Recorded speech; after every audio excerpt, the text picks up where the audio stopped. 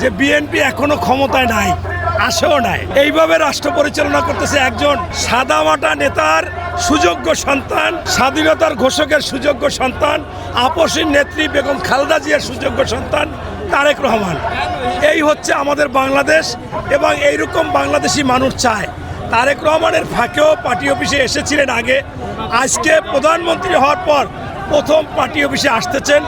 গতকালকে আমার সাথে দেখা হয়েছে, আমার সাথে হাত মিলিয়ে বলল যে আপনার বক্তব্য আমি আগে শুনতাম, এখনও শুনি, আপনি ভালো কথা বলেন, আমি অল্প সময়ের মধ্যে আপনাকে সময় দিব এবং কালকে দেখা হবে পল্টনে।